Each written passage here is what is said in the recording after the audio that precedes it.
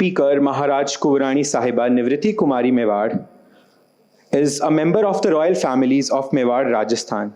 And to felicitate her, I would request our Honorable Director, Sir, to kindly come up on the stage and our worthy guest to kindly accept the token of gratitude.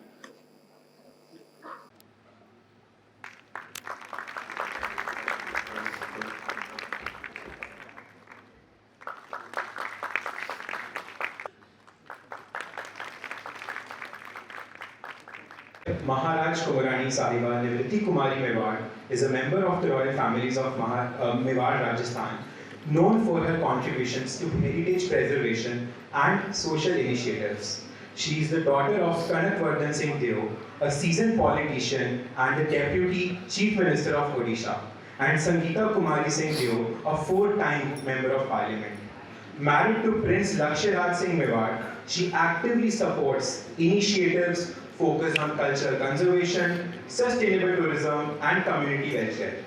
During the COVID-19 pandemic, she led a mask-making initiative, crafting and distributing handmade masks to frontline workers in Udaipur, Rajasthan.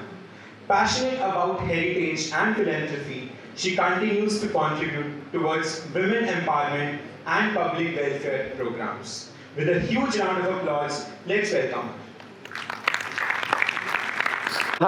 Kamagani, and a very good afternoon. At the very outset, I would like to thank IIM Sambalpur for giving me this opportunity and for believing me worthy to be a part of this prestigious TEDx platform. I have been asked to give my insights on legacy, leadership, and empowerment. And after hearing the very generous introduction given by IIM Sambalpur, which I am absolutely humbled to hear, thank you. I'm sure most of you here think you have me completely figured out. Princess, born into legacy, married into legacy. But I'm not going to try and stand here to try and change your opinion, because while all of that is true, there is another fact of life, which is that with a lot of privilege comes a lot of responsibility. And through the incidents of my life and the journey that life has made me go through, I'm going to try and convey that message across to you. So we'll do a little bit of a time travel. This is in the year 1989 to around 1990s, early 1990s, when my father chose politics as his means to serve our people. My mother, on the other hand, did not choose politics, but was made to join politics by my paternal grandfather.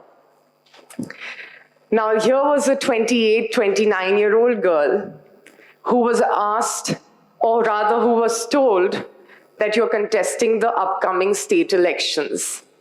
And her posters had been printed. And off she was, campaigning for herself in the rural parts of Orissa, in Balangir district, with a 3.5, 4-year-old little old me, campaigning alongside her and shouting slogans and asking the people to vote for her mother. While it was very exciting for me, I used to go running as soon as we used to reach a village and stand on that little stool that they used to place outside every village to welcome us, or every home that used to put it outside their home to welcome us. And they used to give me milk to drink, they used to give me food to eat.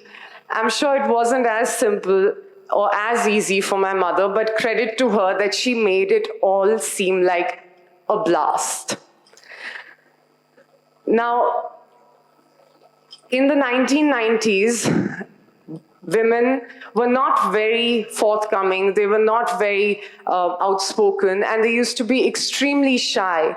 And I remember my mother gingerly trying to tell them when we used to go to hold public meetings in villages that, why don't you come out, join us, let us, maybe not part of the public meeting, but let us at least have a little chat. And they used to just be peeping out of their little huts. It's a different scenario today, but back then, people were very, very shy. Unfortunately, despite all that effort, we lost that election. At around the same time, my father too was contesting elections, and he too wasn't winning any of those. And that made me realize that it really didn't matter who you were, where you came from, what your ancestors may have done. What mattered was people wanted to know what you are capable of doing for them, what you are going to, how dedicated you are going to be, and how capable you are. How sincere are you to be here, standing by them through thick and thin, through their good and bad times? That was the time my parents decided to move residents from our ancestral home in Balangir to a little cottage that we had back in Patnagar, where we have our farmland. And that's where the three of us began our journey together. Very soon, people began to get uncomfortable because there was this young couple who was beginning to grow very fast. They were beginning to get a lot of love and respect and the blessings of our people. And that growth was making people insecure.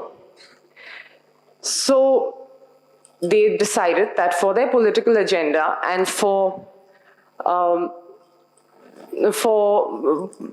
their own reasons and benefit, they decided to put my father behind bars. So my father went to prison. And I remember going to visit my father with my mother. I think she was driving the Jeep herself, and there was me, all of four. And we visited my father in prison, and I remember seeing him appear behind those iron bars. And I must have been very shocked because I remember running out of prison and falling in the process and then getting up again and continuing to run till I got to that Jeep that we came in, and I sat there and sobbed. After that, by the grace of God, he got out of it, but both of them kept growing. Their popularity kept growing and people kept joining them. Now, this was the time when the political party that my parents had joined was literally in its infancy, all over the country and more so in Orissa. And they had become a part of the team that were the founding members of establishing this party, not only in Balangir or in Western Orissa, but in the entire state. Because they kept growing, people kept getting insecure. And then began the death threats. Then began the threats to kidnap me. So my parents together decided that to provide me a more secure and a stable environment to grow up in, they decided to send me to Delhi for my education, where I grew up in my Masi and my Masusa's home, my maternal aunt and my maternal uncle's home. And along with their only child, my brother, we began our life together. We went to school together, we went to play together, we shared a room together, and in retrospect, even though at that time, I may have held politics responsible for keeping my parents away from me. Because at the age of 5, all you want is your parents. You want to be with your family, and you want to carry on going for holidays, and you want to play with your parents. But here, it was a different scenario. But in retrospect, I don't think I could have asked for a better childhood. While growing up in Delhi, I kept asking my father, I said, "You've kept me away from Orissa for so long. How do you expect me to build a connect with our people?" And he said, "Don't worry, the roots will pull you back." Something I may not have understood then. Continued with my studies in Delhi, wasn't very good at it, and my mother, while being, I think for both my parents, I will have to say this, that while being full-time politicians, totally dedicated to serving the people, they were also full-time parents. So my mother would make sure that she would come down to help me for my exam time.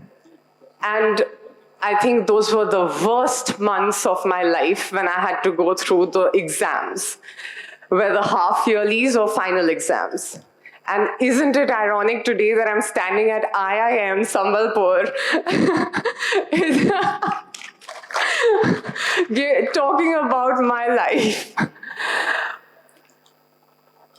Many years later, into around 2009, I went on to pursue my hospitality management in Switzerland. And I was in the last year of my college over there. And my mother called me up. This was just before the general elections in 2009. And I remember my mother calling me up and saying that there have been certain political developments because of which your father will have to focus on campaigning for other candidates. And he's not going to have the time to campaign for himself. And nor am I going to have the time, because I myself am a candidate and I need to focus on my entire parliamentary constituency. So why don't you come down and help us out and help your father by looking after and nursing his assembly segment. Within 24 hours of that phone call, I remember traveling from -5 degrees in Switzerland in the Swiss Alps to standing in the Jeep in Patnagarh at 50 degrees of heat. And I found myself being a part of the procession going to file my father's nomination. And as he had decided, he wasn't able to campaign for himself. He couldn't spend too much time looking after his own assembly segment during the elections. So they literally, actually left that responsibility on my little shoulders, all of 22. By the grace of God, the result was as it was, but I remember the newspapers saying that wherever people go digging a hole for her father, his daughter goes and fills that hole back up.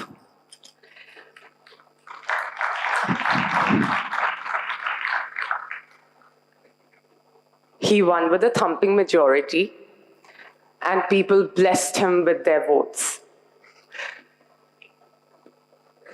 And that's when I realized that there were so many lessons one had to learn through this phase of my life.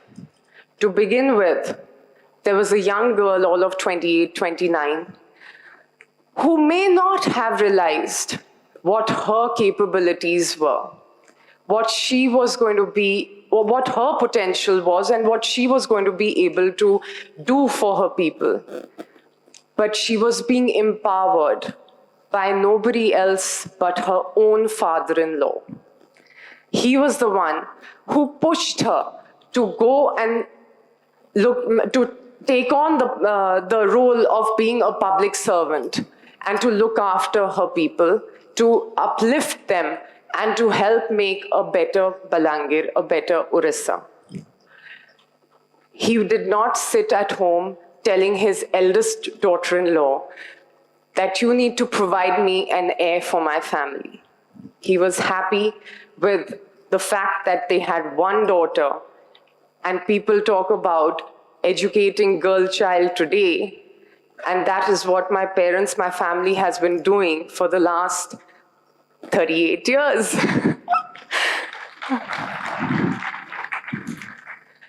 As I said, also through the years, we realized that a legacy was there, that this couple had decided to sort of follow through. And to do so, what my father's grandfather had decided to choose public life, to venture into politics, by becoming a member of parliament in the first Lok Sabha and then going on to become the chief minister of Orissa. My grandfather then took that legacy ahead by also becoming a member of parliament. Then came my parents, the third generation from my father's side of the family, where my mother is also currently a fifth-term member of parliament. And mind you, the senior-most lady from the political party that she belongs in both houses. At the same time, my father is a sixth-term MLA. He's been state president, he's been leader of the legislative party, and today he is the deputy chief minister of Orissa. Both these people did not sit back and think that because they came from a family that had a political legacy, that they could just benefit by the name that they carried. They started literally from the grassroots. As I said, one went to prison. My mother was, she started off her political career as the chairperson of the municipal corporation, and my father as a Yuva Morcha vice president and also as the district president of Balangir. I have been campaigning with my parents and touring and being a part of public meetings and meeting people to help them, or rather just be a support with them during this entire journey, where they have been trying their level best to serve the people, uplift them, develop the area. From the age of 2.5, I have been a part of this journey. A few years after that, in 2014, after my husband and both our parents put us together, and we had the most fairy tale wedding as one would have thought we would have had, and by God's grace we did. And we have 3 wonderful children, very loving, Mohalakshika, Praneshwari, and Haritraj.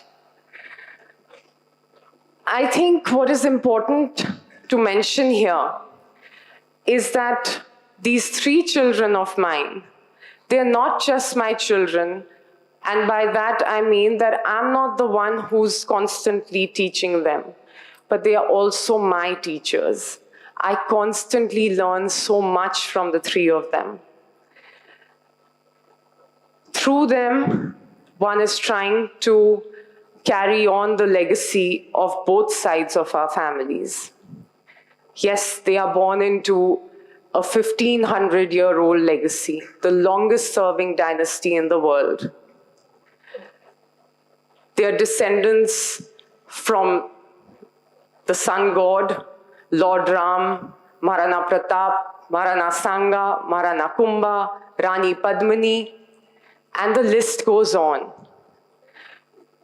But most importantly, they come from the land that is all about valor, sacrifice, and pride. A land where the custodians have never fought for any other reason but to safeguard and protect their people and their land, for their integrity. And those are very heavy values to inculcate into little kids who have just about started their journey. So I think parenting, which is the biggest responsibility anybody has, it is an exam. I constantly say this, that this is my exam, and I will only get the results once these kids grow up.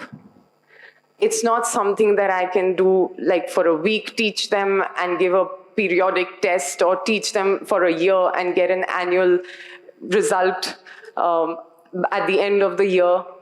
But it is only something that I will know how they turned out when they, sort of develop their wings and they fly out of our nest. So co-parenting is something that we have never spoken about, because it is something that has happened so naturally. My husband is a very hands-on father, and I'm blessed to have him as my partner. We constantly discuss and talk about what's going to happen next, what we should introduce to them next. Both our girls are learning Odissi.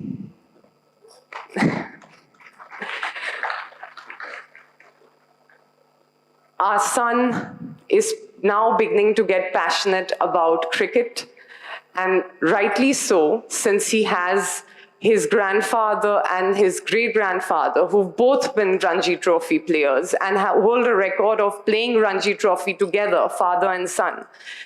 My husband, who also has played cricket and then went on to represent his school abroad and then took on the administrative role in cricket. Apart from all these, along with all these rather, they do many more, extracurricular activities where they are horse riding and they are drawing and painting, and also learning learning vocal Indian classical music. But along with all this, and along with their academic calendar of their formal schooling and everything, what they also take part in is all the festivals and rituals and customs and traditions that our families have been following for generations. And the whole idea behind that is to try and make it feel as normal as possible, so that it's not like a burden on them. They have been part of it since the day they were born. And it's just something that happens very naturally. And today, I'm proud to say that each of them, in different periods of time, during different periods of time, have gone and conducted pujas and ceremonies and inaugurations independently at the tender age of 2, 3, 4, 10. And, by the grace of God, they'll carry on to do so. While I was doing all this, along with my husband, one day my elder daughter asked me that, "Mama, what is it that you do? You look after us, but you're at home all the time. So what is it that you do?" And that reminded me, it took me back in time, a couple of years in my teens, when we were all as a family sitting together. And there were some family friends, and somebody asked me, "What is it that you want to grow up and do in life?" And I said, "I want to grow up and get married and look after my husband and our children and our family." And everyone just laughed at me. And it didn't affect me, because that's who I am and that's what I wanted to do. So when my daughter asked me this question many years later, I felt, I'm living my dream. What more do I want to do? But somewhere it had struck a chord. And through her, not realizing it, through her innocent question, she had sort of motivated me to go and pursue my dreams, to pursue a passion and turn a dream into a reality, which I don't even know whether she realized it or not. And that's what gave birth to Votary. Votary is my labor of love.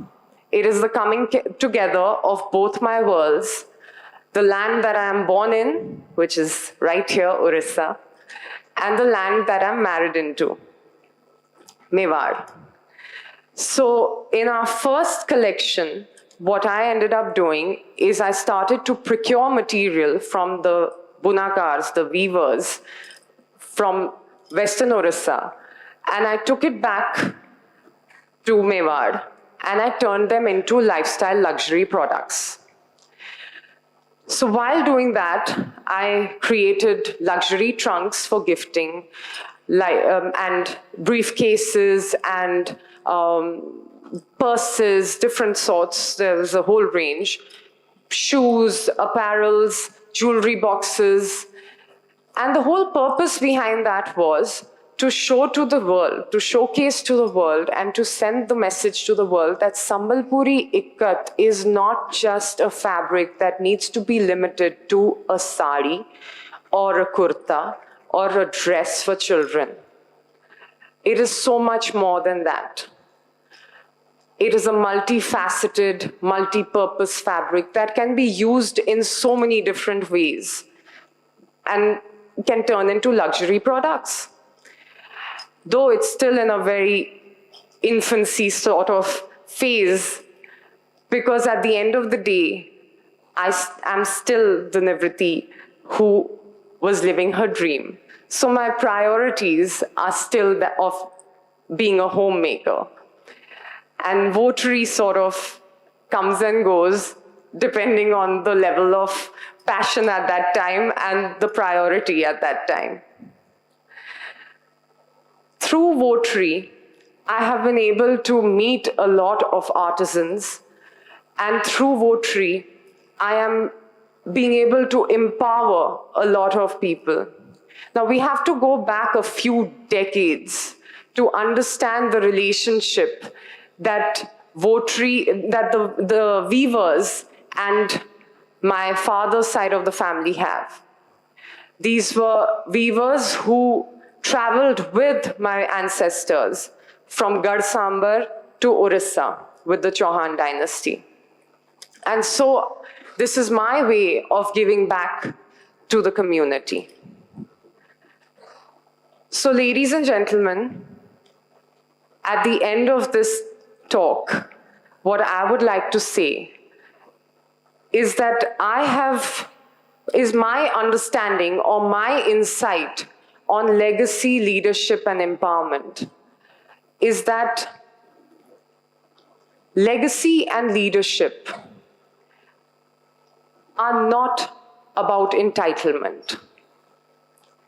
It is just because you have a surname doesn't mean you have the right to carry on the legacy or to be a leader.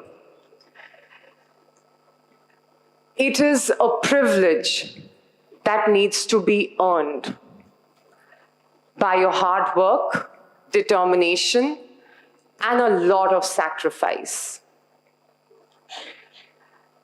And it is a continuous responsibility to inspire, to serve, and to empower the community.